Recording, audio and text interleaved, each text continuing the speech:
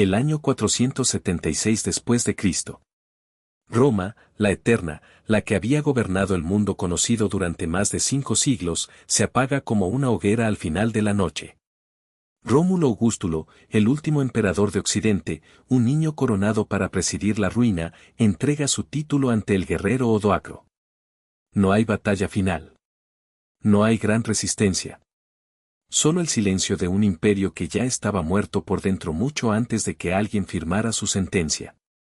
En Hispania, la noticia llega despacio, como llega siempre la desgracia a las provincias lejanas.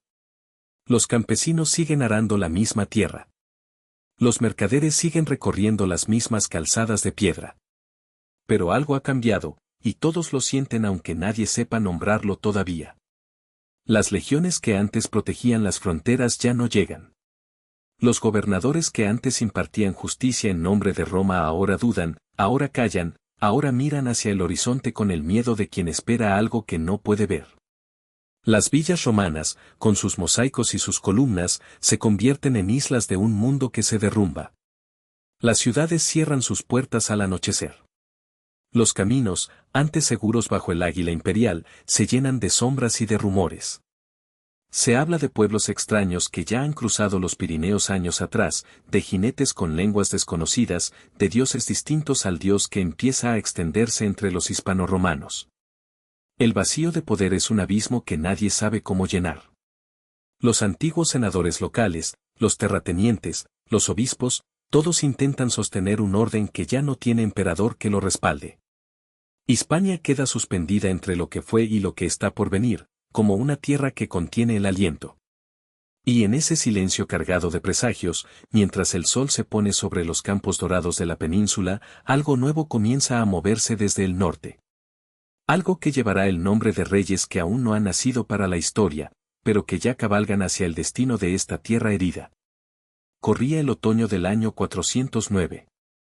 Las montañas de los Pirineos, que durante siglos habían sido barrera y frontera, se abren como una herida ante el paso de miles de carros, caballos y familias enteras.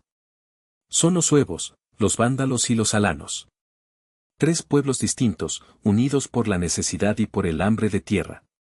Vienen del centro y del norte de Europa, de bosques fríos y llanuras sin nombre en los mapas romanos.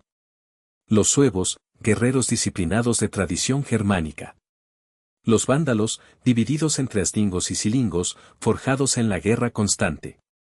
Los alanos, jinetes nómadas de las estepas, herederos de una destreza ecuestre que aterra a los ejércitos que los enfrentan.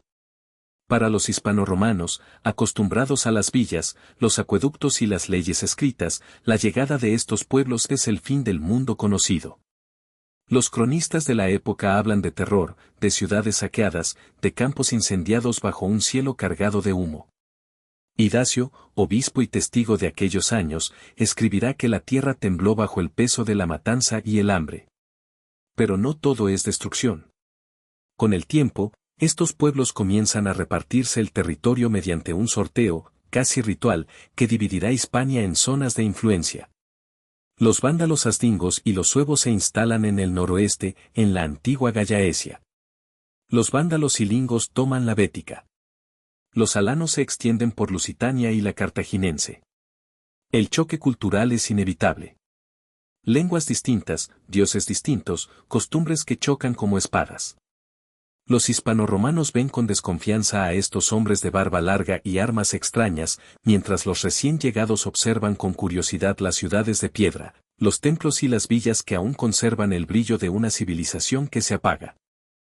Y sin embargo, en ese encuentro violento y desconfiado, algo comienza a gestarse. Un mestizaje forzado por la historia, que en las próximas décadas dará forma a un reino que muy pocos, en ese momento de fuego y caos, podrían haber imaginado. En el año 411, entre las brumas del noroeste peninsular, un pueblo germánico decide detenerse. Los suevos, cansados de siglos de marcha, contemplan las verdes colinas de Gallaecia y reconocen en ellas algo parecido a un hogar. Allí, entre montañas escarpadas y costas azotadas por el Atlántico, fundan lo que la historia recordará como el primer reino bárbaro estable de toda Hispania. Su rey, Hermerico, comprende algo que otros líderes bárbaros tardarán en asimilar: la conquista sin asentamiento es solo destrucción pasajera. Bajo su mando, los suevos comienzan a transformar su naturaleza nómada en algo distinto, más permanente, más arraigado a la tierra que ahora pisan. Braga, antigua ciudad romana, se convierte en la capital de este nuevo reino. Sus calles, antes resonantes con el latín de administradores imperiales, ahora escuchan también las voces germánicas de los recién llegados.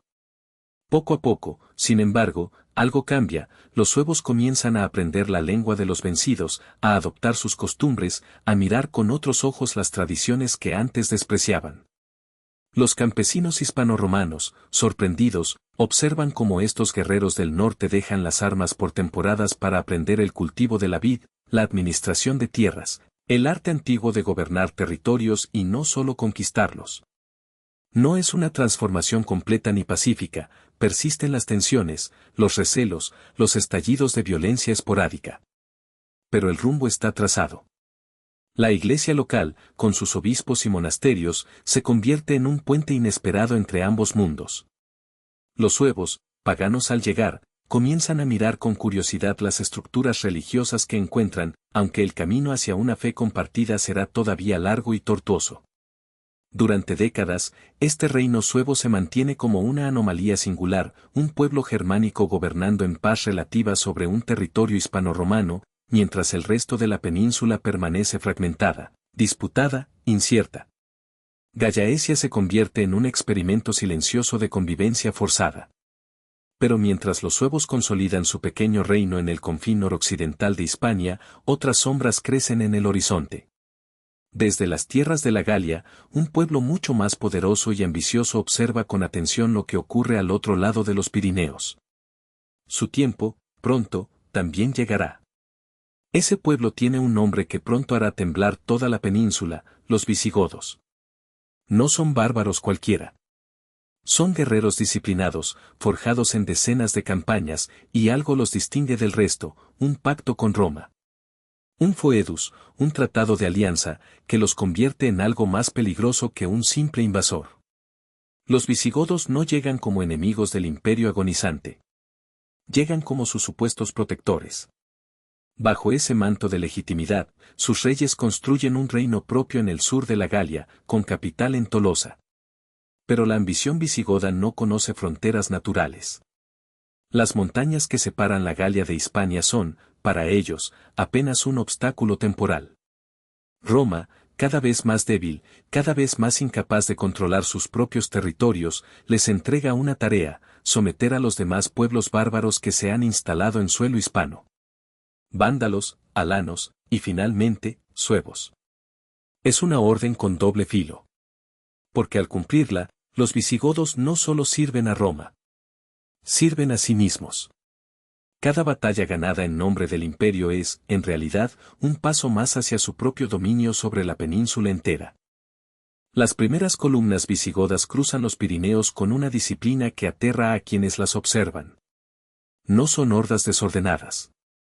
Son ejércitos organizados, con jerarquías claras, con reyes que combinan la ferocidad guerrera con una astucia política heredada de su contacto prolongado con el mundo romano.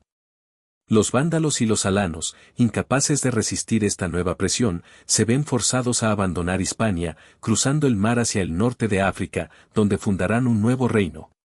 Es la primera gran victoria visigoda en tierras hispanas. Una victoria que envía un mensaje silencioso pero claro a todos los demás pueblos que aún permanecen en la península. En el noroeste, en Gallaecia, los suevos observan estos movimientos con una mezcla de cautela y temor. Saben que su reino, apenas consolidado, se ha convertido en el último obstáculo entre los visigodos y el control total de Hispania. La sombra se acerca. Y con ella, la guerra que definirá el destino de toda una tierra. La paz, la frágil paz de Gallaecia, se rompe como el hielo bajo el peso de un ejército en marcha. Los visigodos avanzan desde el sur, y no vienen a negociar. Vienen a someter. Los reyes suevos, atrincherados en sus montañas verdes, comprenden que ya no hay tiempo para tratados. Solo queda la espada. Las crónicas hablan de traiciones. De pactos sellados con sangre y rotos con la misma facilidad con la que se firmaron.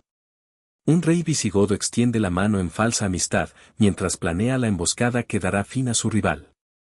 Un noble suevo, desesperado, busca aliados entre los mismos hispanoromanos que antes despreciaba. Nadie confía en nadie. Y en ese vacío de lealtad, florece la ambición. Las batallas no son solo de acero. Son de voluntades. En los campos de Lugo, en los pasos de las montañas cántabras, los ejércitos chocan bajo cielos encendidos de un rojo que parece anunciar presagios. Los cascos brillan bajo el sol poniente. Los caballos relinchan, nerviosos, presintiendo la sangre que empapará la tierra antes del anochecer.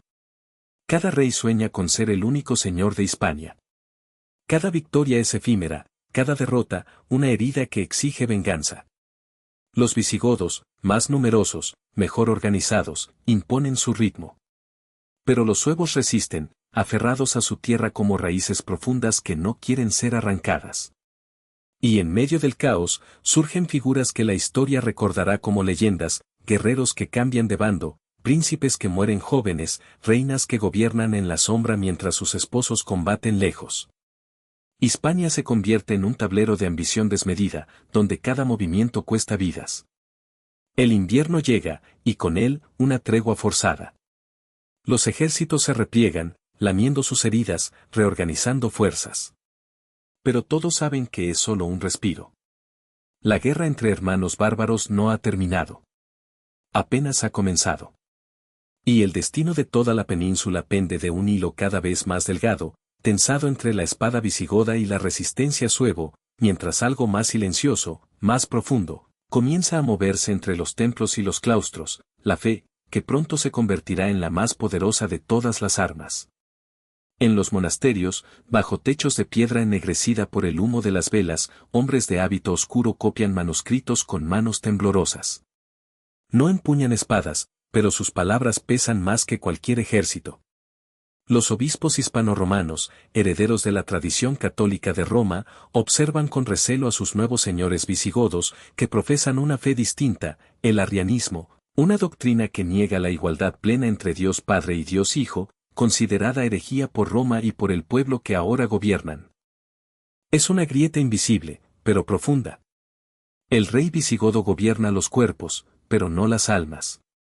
Y en Hispania, donde el catolicismo ha echado raíces desde tiempos del imperio, esa diferencia religiosa se convierte en un abismo que separa a conquistadores y conquistados.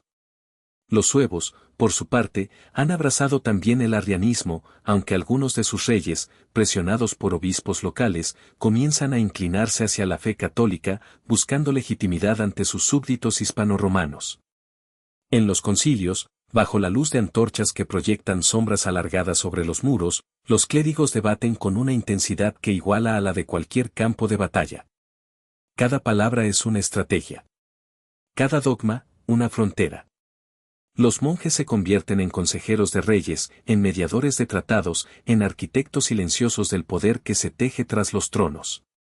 La Iglesia entiende algo que los guerreros tardan en comprender, que un reino no se sostiene solo con lanzas y caballos, sino con la lealtad de las conciencias. Quien controla la fe de un pueblo, controla su obediencia.